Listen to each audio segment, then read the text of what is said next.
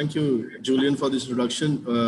First of all, Jule to everybody who's plugged in for this call, and thank you for coming by.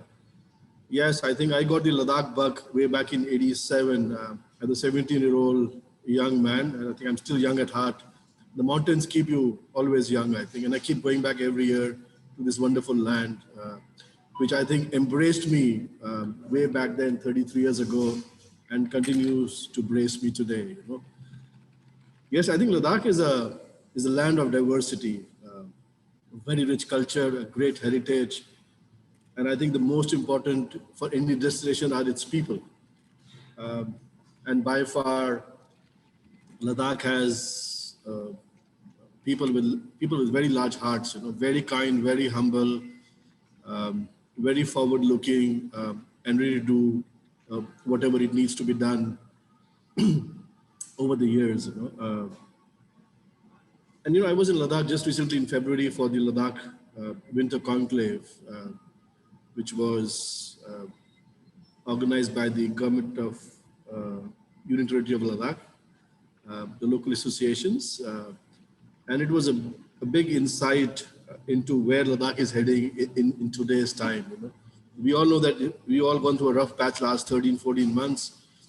Still, it looks a little bit tough going forward, but to be honest, what I saw in Leh in February during the Winter Conclave, I mean, everybody's getting together, the local associations, the hotels, the travel associations, the taxi union, and especially the present generation, or I'd say generation next. You know, I have friends who've been there 30 years and now their kids are taking over, and this new generation of new entrepreneurs, or they have entrepreneur blood in them since they've been seeing their parents grow the business. You know, and they really want to take Ladakh to a next level. I think they all need our support. It was an eye opener in February. The whole way we spent those 5 days in Ladakh. You know. One second.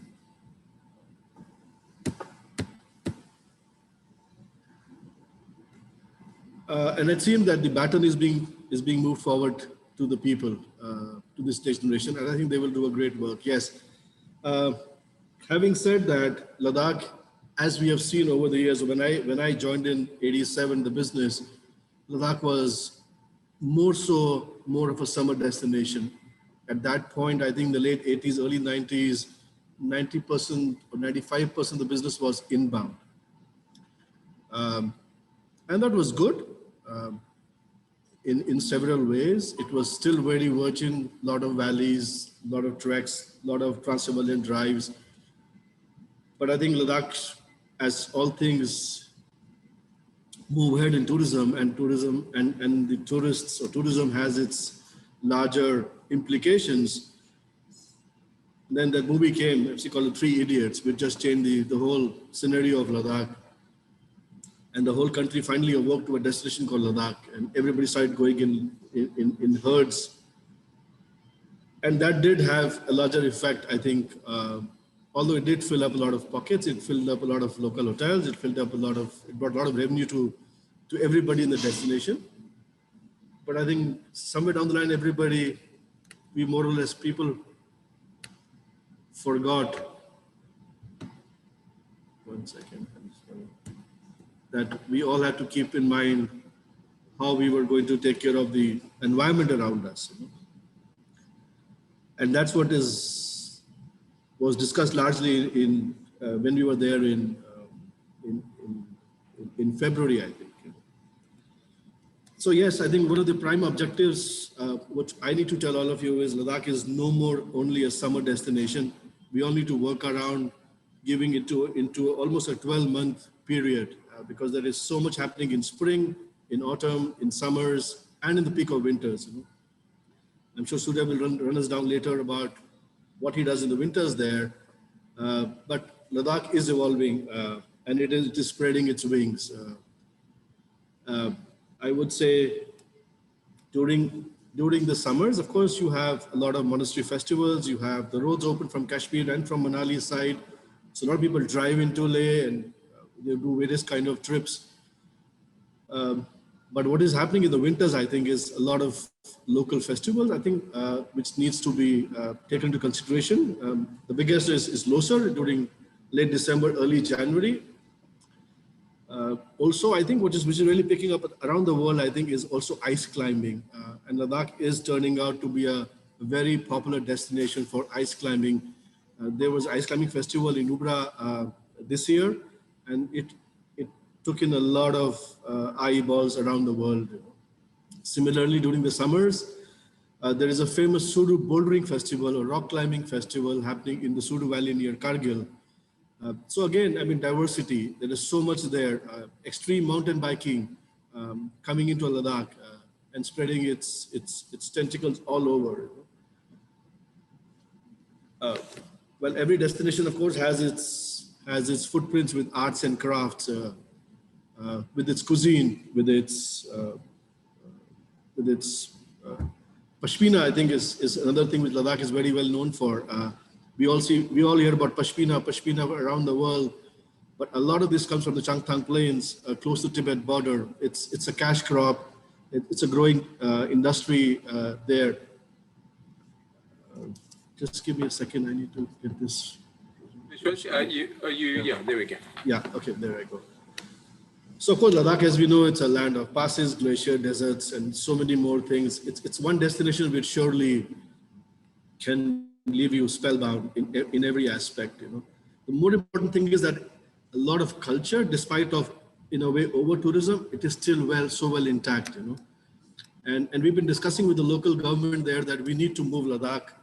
We need to decompress places like the Indus Valley. We need to decompress Pangong. We need to decompress Somaruri, and move tourism into other areas, which are Zanskar and Kargil, and apart also expand more into the lower Ladakh areas of Hemishukpachen or Sham, as we call it. And lately, Zanskar always had its connectivity through Kargil. It used to be a long way drive from Leh to Kargil into Zanskar through Padum. Last year, the road which are being built through Chile is through, and Zanskar is only it's only a 10 hours drive from Leh now. So Leh is the valley, this is the Indus Valley, one of the great shots, I think, which one of my friends took from France here. Yeah, we always say that one has to, sometimes one needs to look at things from a distant perspective to see the full picture, and that's what Ladakh is, I think. It just gives you another high, it gives you another reason to believe in yourself, to believe in travel, to believe in everything you can do in the outdoors. You know? Yes, as you said, it has iconic landmark in the history. It is a very important region on the old Silk Route, and it is so well preserved, as I said little bit earlier as well. You know? Yes, it's a place where you can really find your peace, tranquility, and silence. You know? You walk into any valley, it is still so virgin. You won't find a soul. You might come across some shepherds who are going there, and I think it's also one of the destinations where, in the present times, as we say, COVID protocols and all those things coming in, you can just be on your own. Your clients can just be on their own while they traverse different valleys or different regions of Ladakh.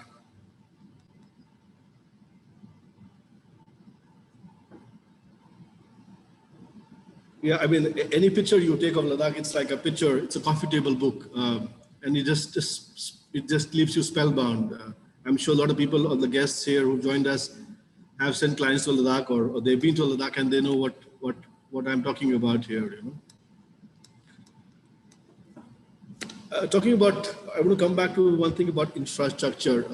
Ladakh, as we know, has been growing in infrastructure. Leh definitely has a lot of good hotels, as you can find in any big city in India. Also across the regions which are very popular, Pangong, Somaruri, Nubra, plenty of homestays have come up. Also plenty of camps have come up, which are very comfortable for average, I would say, average clients who want to go there. Uh, yes, you just have to be careful sometimes about hygiene levels, which I think our friends in Ladakh are working very hard on these, especially around campsites. And I think we've been stressing a lot to the local communities about, and I think I want to stress to all the people who are here, is to be very sensitive to environment when they send clients to Ladakh. I think it has a very fragile environment. Uh, And one of the biggest troubles I think we face in any destination in the Himalayas is the growing plastic use. You know? And I have been an advocate of no single plastic use among our community in ATOI. And we've been following that vigorously with the local community in Ladakh.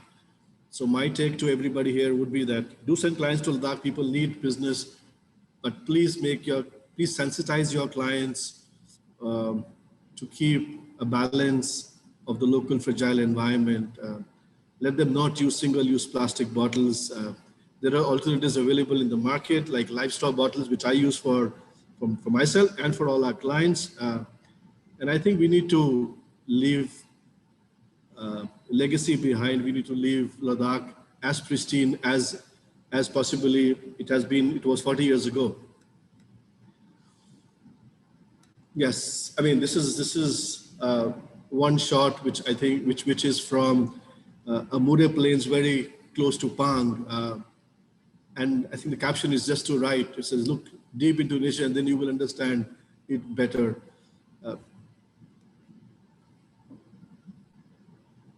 This is one of my favorite, I think, shots. As I was saying about the art and craft, these piraks which the ladies wear, the costumes, the dress. Another thing what is happening in Ladakh is with these new entrepreneurs, what is coming forward is a lot of Ladakhi textiles. There are these local designers who are really taking the Ladakhi textiles to the world. One of the local designers, a girl called Sonam, she did her first show at the Lakme Fashion Week last year. And apparently she's heading to Europe soon to bring the Ladakhi costume and culture to another level, I think.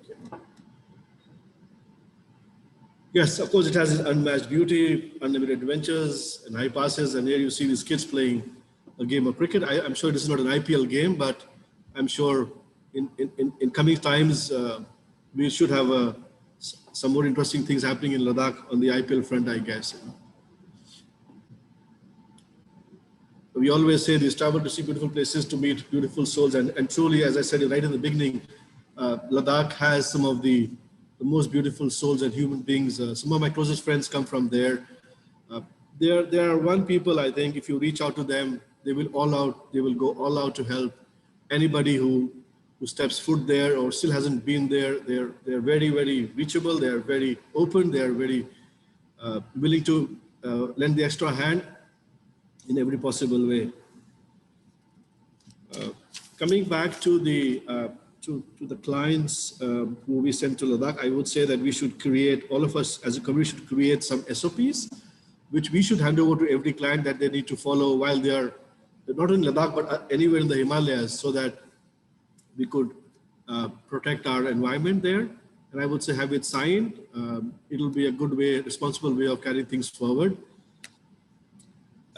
I touched earlier, the greatness of any culture, of course, is the festivals, and Ladakh has festivals almost during every month in different monasteries, whether they're in Indus Valley, whether it is in Nubra, whether it is in Zanskar. So, I mean, when we were there in February, we had the festival at the Stoke Palace, and it was absolutely stunning. So every month there's a festival happening. So one can always create programs around festivals. So it's an added advantage to clients. Yes, of course, it's a journey into religious and folk traditions, and there are ample in this part of the world. It's like one world, one region and many worlds put together. Nothing better than Ladakh and being on a trek and sleeping under the galaxy of stars. Ladakh can also be promoted, since I talk about stars, for Astro Journeys. That's a new product they're also trying to launch. I mean, our friends in Leh. So if you have clients who are looking for astro journeys, Ladakh is a destination to go for. There is a observatory called Handle, which is about 6 hours, 7 hours from Leh, which is being developed for astro tourism. There are some local issues which we are trying to sort out with the administration. But yes, being in nature in Ladakh, under the stars, there's nothing like it.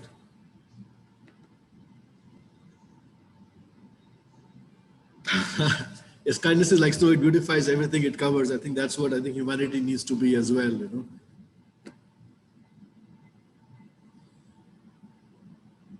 Yes, I think it's again coming back to my slides, coming back to the people all the time, and that's what it is.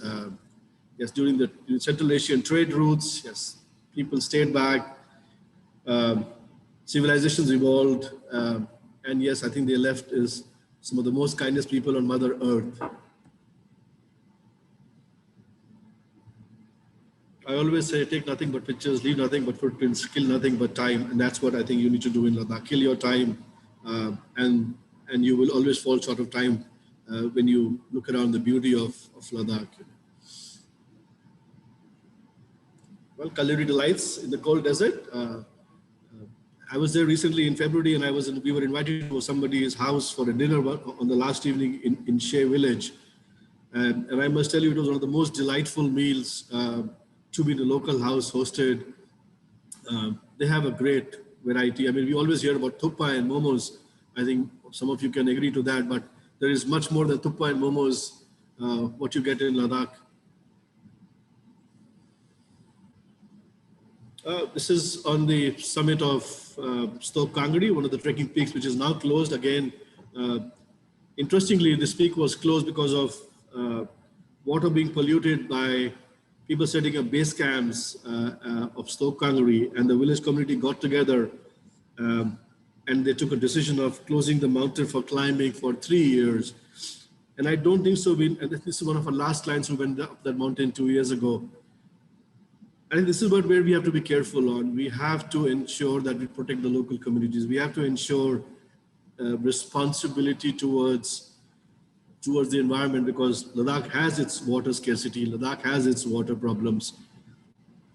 And we have to preserve, we have to not get into this over-tourism mode, or I would use the word yatra tourism or yatra trekking, as has been happening in the last couple of years in the Himalayas, because our environment is too fragile. And I'm glad the friends in Ladakh took some very strong steps to get this back into control. Yes, when you go to a magical place, Ladakh, to that region or any valley in Ladakh, your feet should be dirty, messy, and your eyes sparkling. And there is no way that you can't come back sparkling from Ladakh. It's one destination where I think I have set foot in '87 for the first time. And I keep going back every year and again. Every time I'm there, it's like, wow. I mean, it just doesn't, it always blows me away with its sanity of the place it is. Well, I didn't introduce myself in a proper way. Here I'm in the capacity of being the president of Adventure Tour Operators Association of India. I also wear a hat of running a India Inside Tours as an adventure travel company, which I started in 1996. I'm happy to take any questions if anybody would have. So thank you.